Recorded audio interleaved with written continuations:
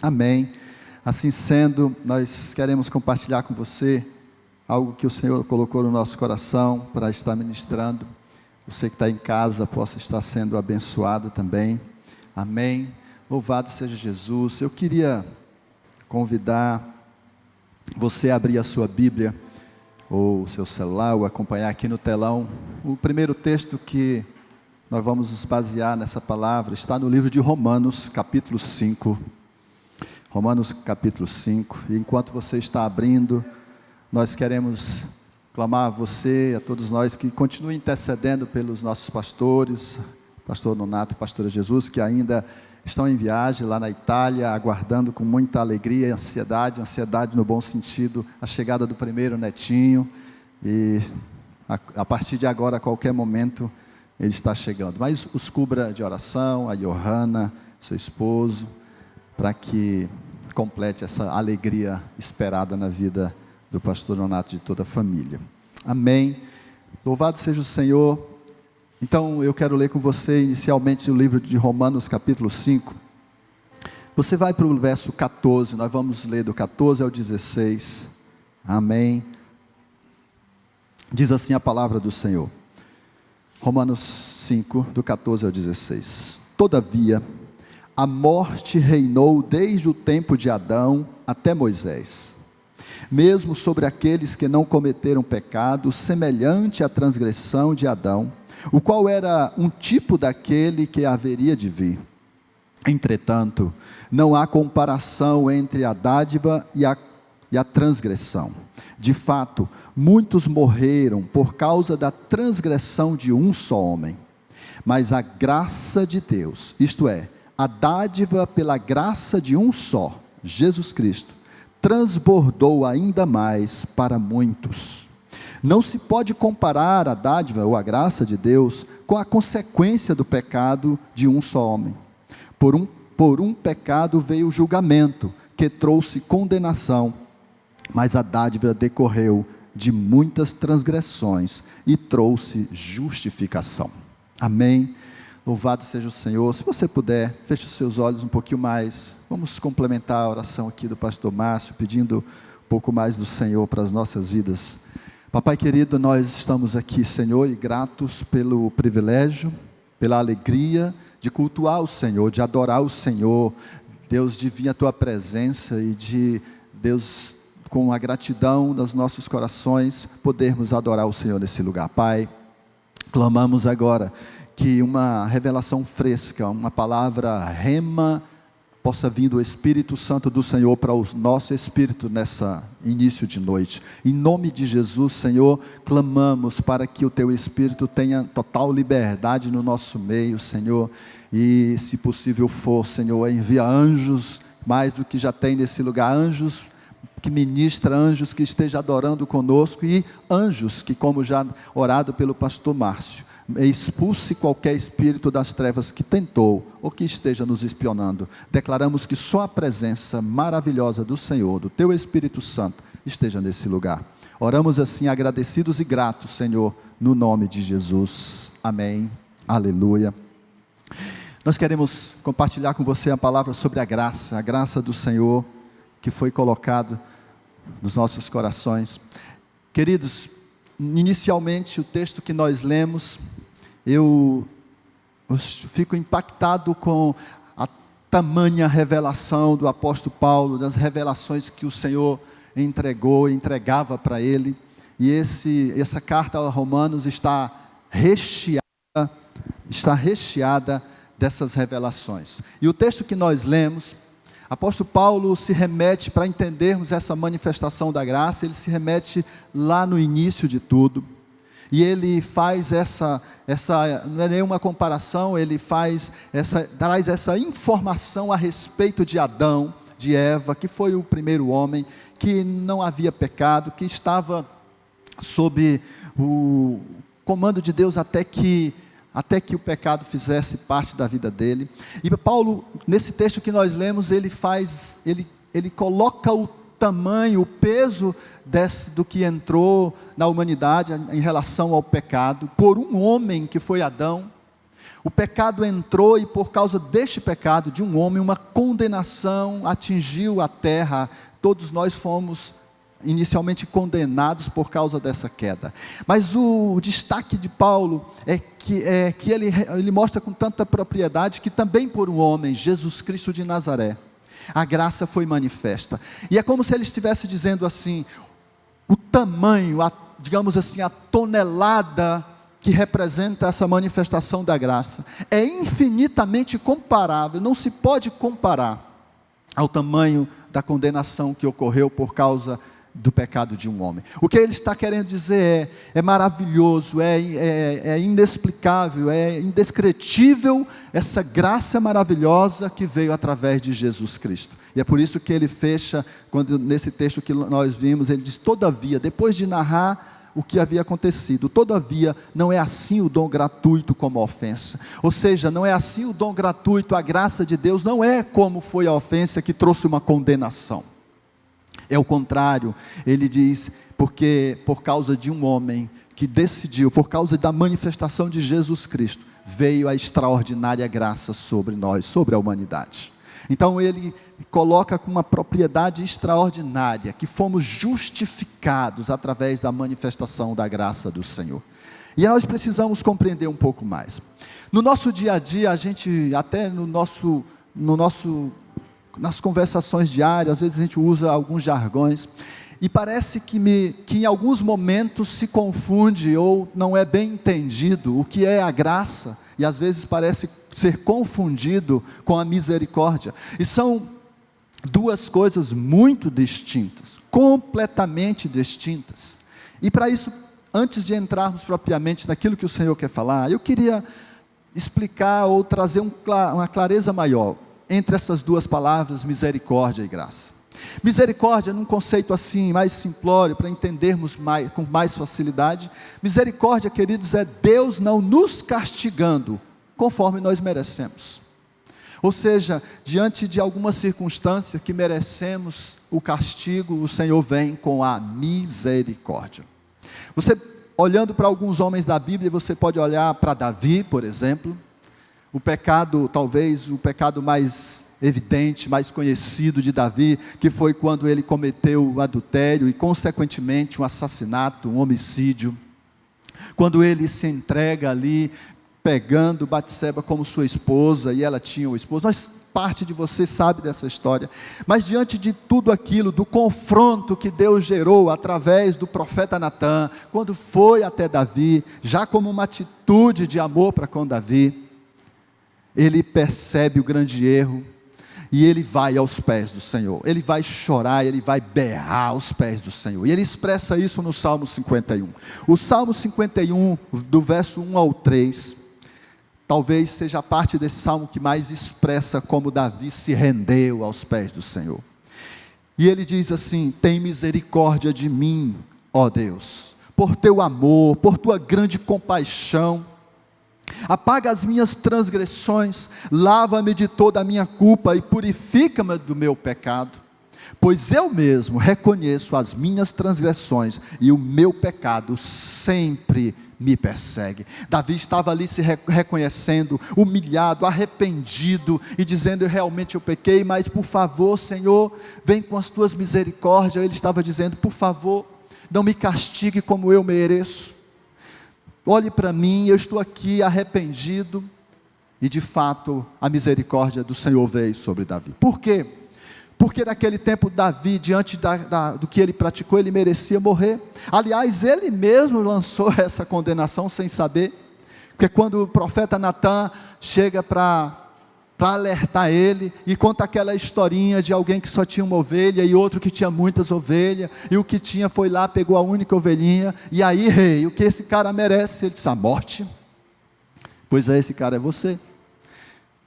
Ou seja, Davi, o Senhor usa, já de graça, usando a vida do profeta Natã, e Davi acorda, e quando ele acorda, ele desperta, num arrependimento profundo, e vai aos pés do Senhor, e a misericórdia do Senhor vem sobre ele. Então isso é uma forma de explicar o que é misericórdia. Mas se não bastasse, Jeremias escrevendo o livro de Lamentações, e tem um texto muito conhecido no nosso meio, Lamentações capítulo 3, Os versos 22 e 23, ele também expressa muito bem, para entendermos o que é misericórdia.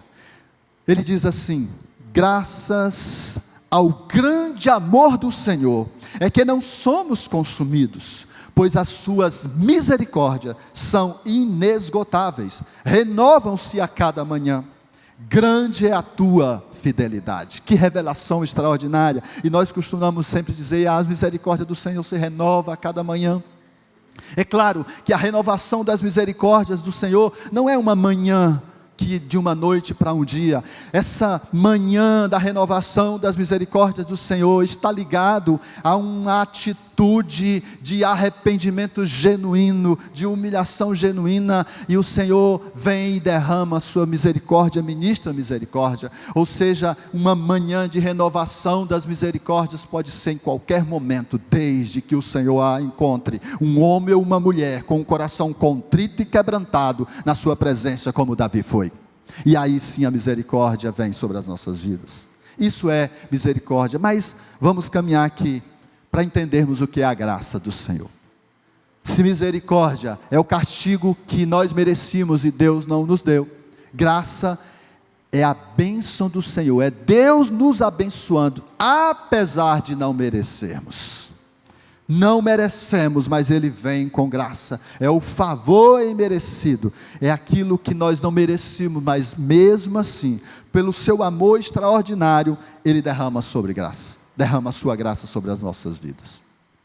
Ou seja, é o dom gratuito, e eu acrescento, é o dom gratuito e sobrenatural de Deus nas nossas vidas, para conceder a nós, pecadores, tudo aquilo que nós necessitamos, inclusive para a nossa salvação. Isso é graça. Isso é a manifestação da graça sobrenatural. Por que é sobrenatural? Porque no natural, se dependesse do natural, talvez não se manifestaria, mas é o sobrenatural, o amor sobrenatural, incondicional de Deus, para ministrando a graça dele sobre as nossas vidas. É o favor imerecido, que não merecemos, mas ele vem com esse favor maravilhoso. É a graça, querido. A graça é a essência do cristianismo. A graça é o combustível, é aquilo que move, é aquilo que nos sustenta, é essa graça maravilhosa do Senhor. A gente observa, nesse contexto que vimos de Davi, que a misericórdia se manifestou, mas também se manifestou a graça sobre a vida de Davi de formas maravilhosas. Davi não foi isento das consequências terríveis do seu pecado. Mas o Senhor, além de ministrar graça, além de ministrar misericórdia, não deixando ele morrer, o Senhor também vem o abençoando com coisas que talvez ele nem merecia. Se você acompanha lá essa história, você vai observar Davi, aquele adultério gerou uma gravidez, nasce um menino doente, e Davi vai para os pés do Senhor, chorando, já arrependido, quebrantado, e ele agora entra em um jejum de 7 dias, sem comer, sem tomar banho, sem nada, sem tomar água, jogado lá no chão, clamando ao Senhor. E no 7º dia chega o recado: o menino morreu. Aquilo que ele tanto esperava acabou. Era um resultado, o Senhor não permitiu aquela criança viver. Interessante, abrindo um parênteses, é que Davi não reclama, ele não vai reclamar de Deus. A Bíblia diz que ele vai para o templo adorar o Senhor. Ele não vai agradecer pela morte da criança, mas vai adorar, porque ele sabia o Deus que servia, já tinha observado e presenciado a manifestação da misericórdia, e agora diante daquela atitude de Davi, pouco tempo depois, ou algum tempo depois, o Senhor agracia, vem a graça do Senhor, e dá um filho, um outro filho, Salomão, um homem que se tornou o homem mais sábio da terra, obviamente sem falar de Jesus, agraciado por um filho que inclusive o sucedeu no seu reinado. Então havia uma manifestação completa, não só da misericórdia, mas da graça do Senhor sobre a vida de Davi, e não é diferente nas nossas vidas. Nós precisamos entender e vivenciar todos os dias essa graça do Senhor. É a graça salvadora, conforme o próprio apóstolo Paulo fala em Efésios 2:8, capítulo 2 de Efésios, no verso 8, Paulo diz assim: pois vocês são salvos pela graça, por meio da fé. e isso não vem de vocês, é dom de Deus. Ou seja, a salvação é a manifestação extraordinária da graça do Senhor, claro, movido por uma atitude de fé, do que Jesus fez na cruz do Calvário por mim e por você, e a graça se manifesta nos trazendo salvação, o alcance, nos tirando de uma condenação eterna. E Paulo complementa: não é pelas suas obras, para que ninguém se glorie, não é pelo que você faz ou deixa de fazer, se você é bom, não. A graça, essa graça salvadora é manifesta porque há um amor incondicional de Deus nas nossas vidas, que age segundo uma atitude de fé, que nós cremos que o Senhor, através de Jesus Cristo, manifestou a sua graça. Então, Deus não nos abençoa pelo que nós fazemos, ou pela nossa bondade, não é porque nem somos bonzinhos, nós achamos às vezes que fazermos coisas vai acrescentar alguma coisa na nossa vida. Não. Interessante que um dia, confrontado Jesus, alguém perguntou, exatamente perguntando Jesus sobre o que tinha que fazer para herdar a vida eterna, e essa pessoa indaga dizendo: mestre. Ele chega e diz: bom mestre, Jesus, e ele faz a pergunta a essa pessoa: o que eu devo fazer para herdar a vida eterna? Jesus nem mesmo entra na pergunta, na resposta mais direta. Ele diz: bom só tem um bom, é o meu Pai, é o Senhor, é Deus que manifesta a parte. Ele estava dizendo: ei queridos, ou você que está querendo, não precisa fazer nada, não é a sua bondade, não é a minha bondade, é uma bondade do Senhor, algo extraordinário, que se manifesta essa graça sobrenatural, é através dessa graça, o Senhor Jesus dá essa resposta extraordinária, e ela serve para nós até hoje, porque precisamos compreender e entender, que não precisamos fazer nada para a manifestação do amor de Deus. Irmãos, se tem um dos homens no Novo Testamento, que parece que sabia onde era o endereço de Deus, entrava com revelações extraordinárias, era o apóstolo Paulo. Ele escrevendo agora aos Coríntios, um texto também conhecido, 2 aos Coríntios, capítulo 12, do verso 7 ao 9, nesse texto nós vamos ver Paulo fazendo um pedido para o Senhor.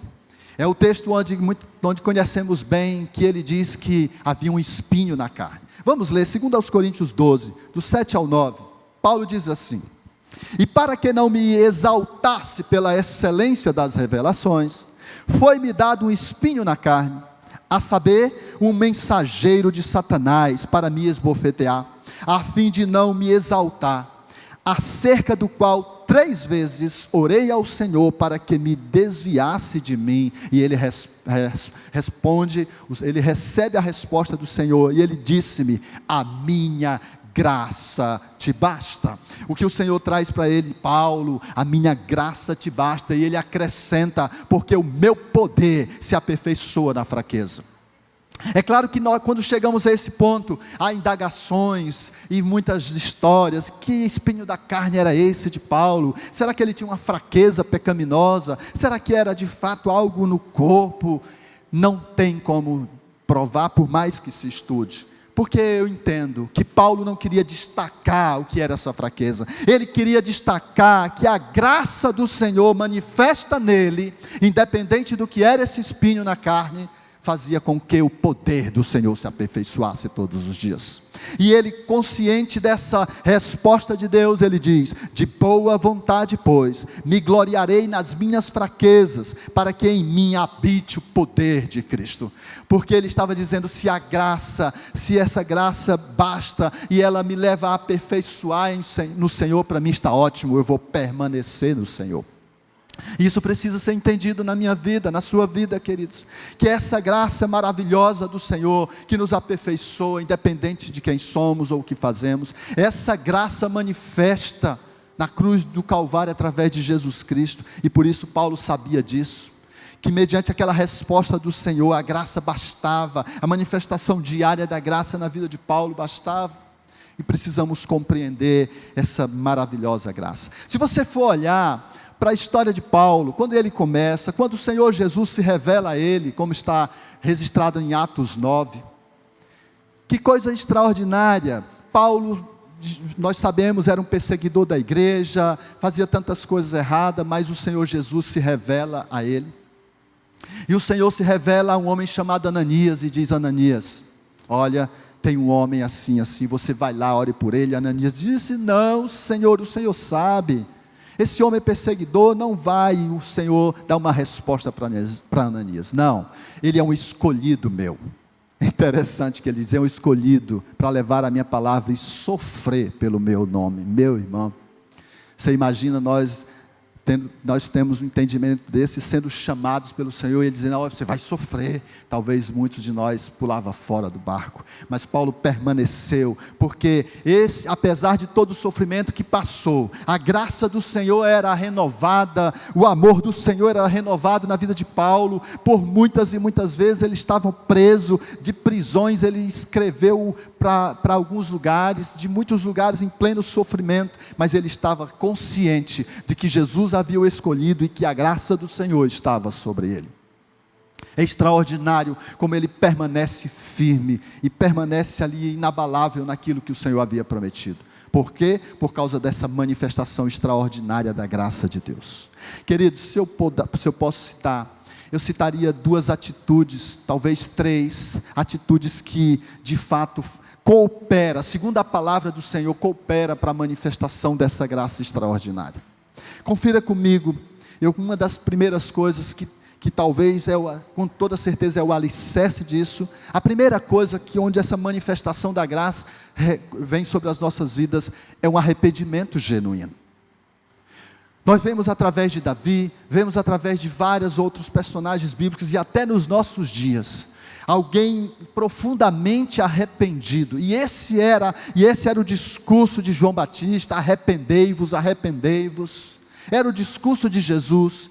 Então o arrependimento é o início para essa manifestação da graça. Mas tem algo mais poderoso: humildade. E se não bastasse tantos outros versículos, o apóstolo Tiago, no capítulo 4, no verso 6, descreve muito bem isso. Tiago 4,6, ele diz assim: mas ele nos concedeu graça maior.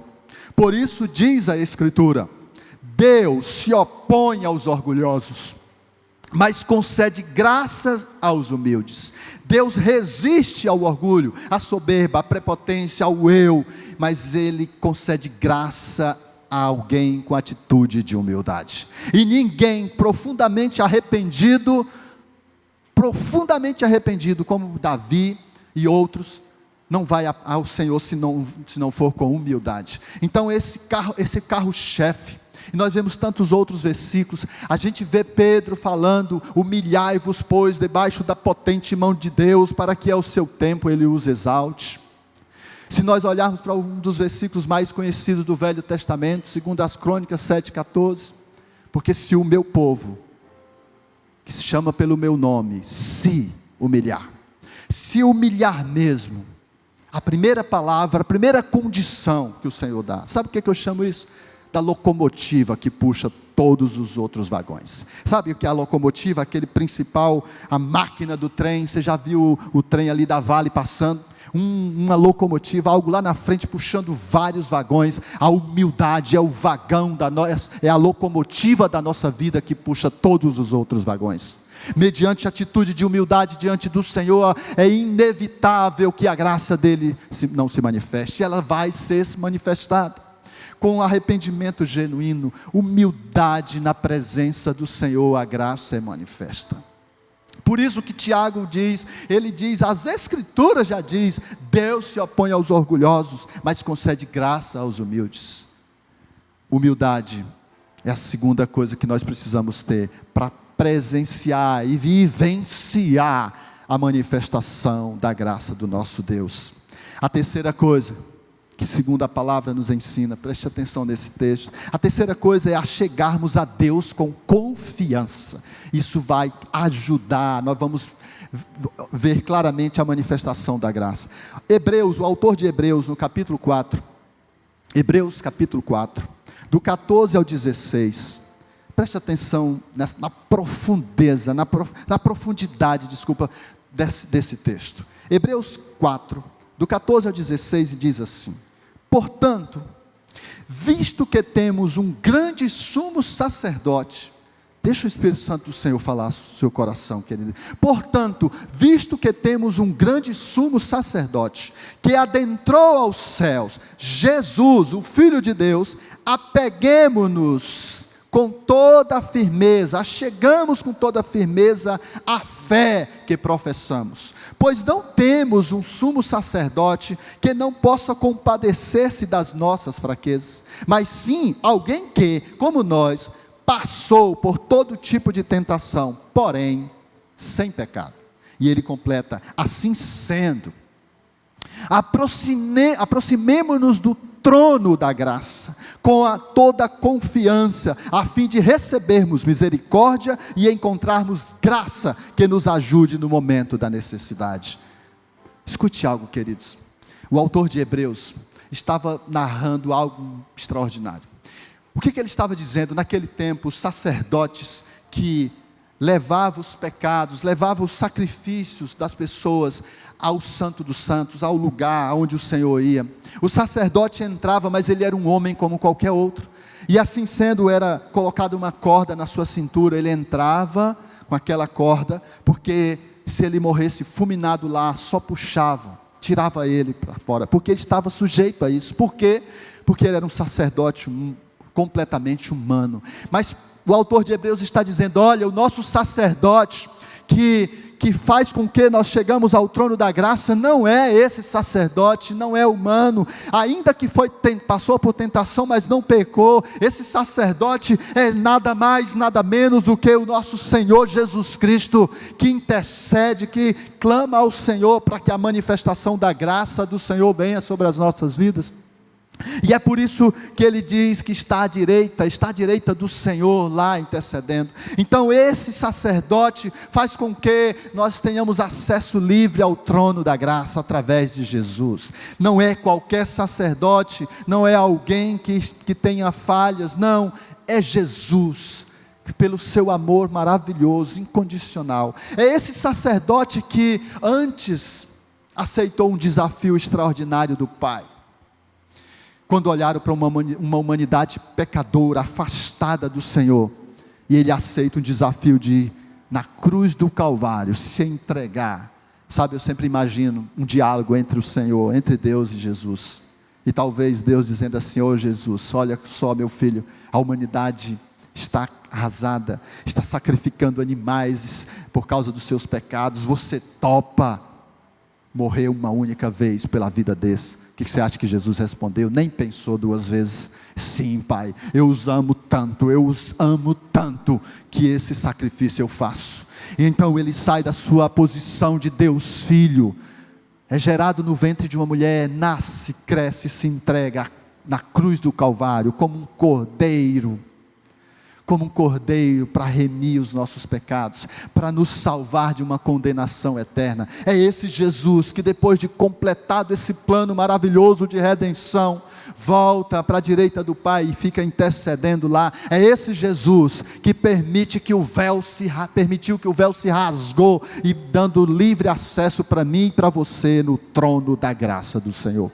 É esse sacerdote do que o autor de Hebreus está falando, e nós precisamos entender, descer ao nosso coração esse entendimento, porque é por Ele e para Ele que nós estamos aqui, e por causa dEle que estamos hoje aqui adorando com liberdade, glorificando esse Jesus maravilhoso.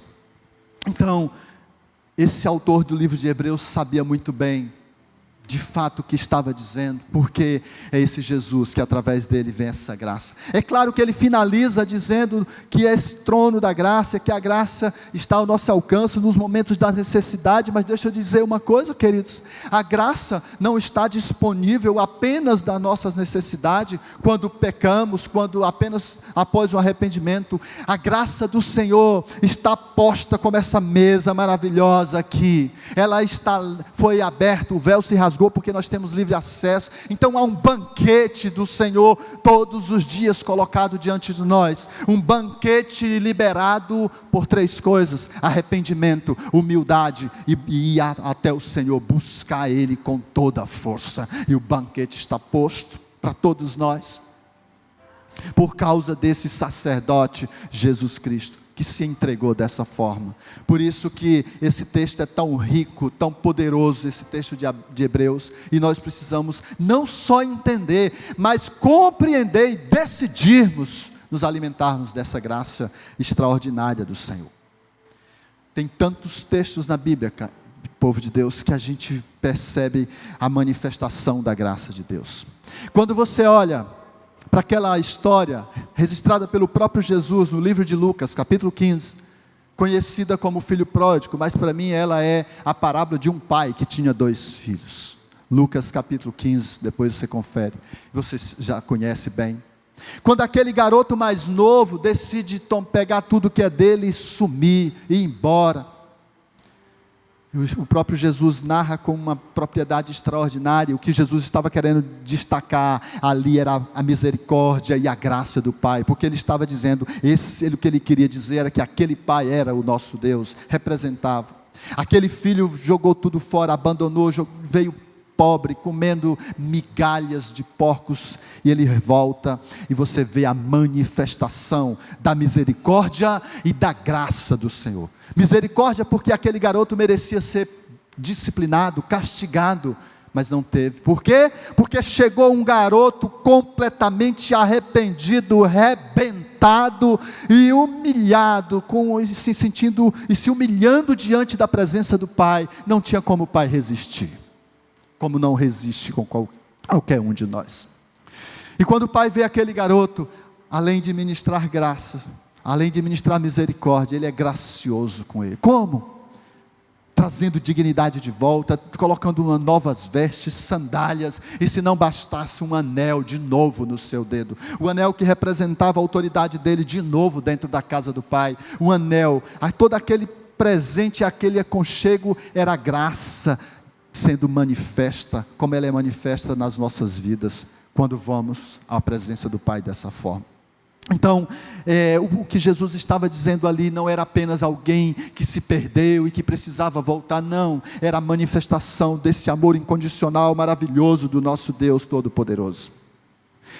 Jesus é extraordinário, é maravilhoso. Lá em Mateus, no capítulo 7, no verso 11, dá para entender como se concretiza essa graça. Mateus 7, 11, o próprio Jesus diz assim: se vocês, apesar de ser maus, sabe dar boas coisas aos seus filhos, quanto mais o Pai de vocês, que está nos céus, dará coisas boas aos que lhe pedirem. E talvez nós acrescentaríamos: dará coisas boas àqueles que se arrependem genuinamente, dará coisas boas àqueles que se humilham verdadeiramente na sua presença, dará coisas boas àqueles que de fato se achegam ao trono da graça. Ele tem algo preparado para nos entregar, para manifestar a graça dele, quantas vezes for necessário. Então Jesus ele sabe muito bem, porque ele conhecia o Pai. É claro, irmãos, diante de toda a estrutura de qualquer pessoa, seja desse filho pródigo, seja de Davi, seja na minha vida, na sua, as consequências infelizmente são às vezes inevitáveis. Imagina esse filho aqui, perdeu tudo. Davi sofreu muito com várias perseguições, vários problemas que entraram na família dele por causa daquele erro. O filho que ele queria que não morresse, morreu. Muitas consequências, mas isso não tem nada a ver com a manifestação da graça do Senhor. A graça é algo incomparável, é algo que não se pode comparar com absolutamente nada. Sabe? Consequências tem, mas a manifestação da graça é palpável. Lembra quando Jesus lá no tanque de Betesda encontra aquele paralítico que a Bíblia diz que há 38 anos estava lá? Jesus chega e o cura, ele sai restaurado, e a Bíblia diz que tempos depois, alguns dias depois, ele encontra ele no templo. Está registrado em João capítulo 5, verso 14. Jesus encontra ele no templo e diz assim: mais tarde Jesus encontrou no templo e disse: olha, você está curado. Jesus reafirma: de fato você está curado, mas ele traz uma advertência: não volte a pecar, para que algo pior não lhe aconteça. Não volte a pecar para que algo pior não lhe aconteça. Jesus estava dizendo: a minha graça foi manifesta sobre a sua vida, a misericórdia. Olha, mas tenha cuidado. Ele estava dizendo, provavelmente aquela enfermidade de 38 anos era resultado de alguma atitude pecaminosa, alguma coisa que levou aquele homem. E Jesus ministra a graça, mas diz para ele: cuidado, porque você pode sofrer de novo. Vigie. Jesus sempre teve esse cuidado de cercar todo mundo que ele ajudava, para que não voltasse aos lugares ruins, a pecar como antes. Aquela história da mulher pega em adultério, nós conhecemos bem. Depois que todo mundo vai embora, ele disse: todo mundo foi embora, minha filha, ninguém te condenou, eu também não te condeno, agora vá e abandone essa vida de pecado. Mas não deixou de manifestar a graça sobre aquela mulher, o favor imerecido, até mesmo a misericórdia, porque ela merecia ser apedrejada segundo a lei. Mas Jesus vem com graça maravilhosa e alerta aquela mulher, como nos alerta todos os dias. Mas isso não impede absolutamente dessa manifestação maravilhosa da graça do Senhor. Paulo, esse mesmo Paulo que estamos meditando nesses textos, ainda em Romanos, no capítulo 6, um pouco à frente, Romanos 6, os 3 primeiros versículos, Romanos 6, de 1 a 3, Paulo nos dá um alerta nessa hora, para as nossas vidas, e alertou aquele povo. Paulo diz assim, Romanos 6, do 1 ao 3, que diremos então? Continuaremos pecando para que a graça aumente? Veja, irmãos, ele faz uma pergunta, e ele diz, é assim, a graça está posta para todos, mas vai continuar pecando, vai continuar nesse mundo de pecado, porque sabe que a graça está à disposição? Não, e ele responde, de maneira nenhuma, não funciona assim. Ele diz, nós os que morremos para o pecado, como podemos continuar vivendo nele? Ou vocês não sabem que todos nós que fomos batizados em Cristo Jesus, fomos batizados em sua morte? Ou seja, queridos, lembro quando estava preparando essa palavra um tempo atrás, e o Espírito Santo disse claramente que havia muitas pessoas fazendo gracinha com a graça do Senhor, brincando com a graça. Pessoas que muitas vezes, por saber do perdão, do favor de Deus, mas propositalmente permanecendo em algumas situações, e Paulo está dizendo, ei, peraí, essa mesma graça que ele fala do capítulo 5, essa maravilha da graça do Senhor, ele diz, cuidado, não fique aparentemente usando como, eu vou fazer isso porque eu sei que Deus vai me perdoar. Não, ele disse, de maneira alguma, cuidado, a morte de Jesus na cruz do Calvário precisa morrer, nós precisamos morrer junto com Ele, morrer com a nossa vida pecaminosa. Então ele nos alerta, e quantas vezes encontramos pessoas brincando com a graça do Senhor. Certa vez, há muito tempo, nós fomos atender um casal, eu e minha esposa, e esse casal disse assim, eles estavam em problemas conjugais terríveis, e ele disse, eu recebi um conselho de um pastor, o ex-pastor dele, ele disse, o pastor me disse que eu posso separar, porque Deus perdoa tudo, eu vou recomeçar, caso de novo. Ele deu esse conselho, aí ele acrescentou, porque esse pastor, antes de ser pastor, ele já tinha tido uma família, se separou e casou de novo, Deus perdoa. Mas ele esqueceu de dizer para aquele casal, que essa graça, esse perdão, esse favor do Senhor, é mediante o arrependimento genuíno, uma atitude de humildade, uma busca contínua do Senhor. Esse é o tipo de coisa que leva as pessoas, parece, brincar com o favor imerecido do Senhor, e não é assim. Nós precisamos entender que a graça se manifesta mediante um arrependimento genuíno, contínuo, uma atitude de humildade do Senhor, e essa graça vem com um favor extraordinário sobre as nossas vidas. Então precisamos tomar muito cuidado. Mas é extraordinário quando eu já presenciei, já vi tantas pessoas que foram agraciadas de uma forma, pessoas que fizeram coisas terríveis, mas depois se arrependeu profundamente, passou dias na presença do Senhor, chorando, berrando, e o perdão do Senhor veio, e ainda a graça do Senhor veio, trazendo bênçãos que ele não merecia. E talvez possamos estar falando de nós mesmos, mas em coisas muito específicas, porque o Senhor, como Ele mesmo diz, Ele lança no mar do esquecimento, e quando Ele vê um homem e uma mulher contrito e quebrantado na sua presença, Ele não resiste, como diz a palavra, e a graça dEle é manifesta de uma forma extraordinária. Queridos, como bem narrou pastor Márcio agora há pouco, nós como igreja de Jesus precisamos entender algo. Essa graça manifesta nos nossos dias, que continua se manifestando, ela precisa ser um combustível para a minha vida e para a sua vida, um combustível de permanecer, de prevalecer na presença do Senhor, e um combustível que nos leva a ministrar graça sobre a vida das outras pessoas, e assim também ser alcançado. Olha só que revelação do Senhor, também pelo apóstolo Paulo, 2 Coríntios capítulo 15, 2 Coríntios 4,15.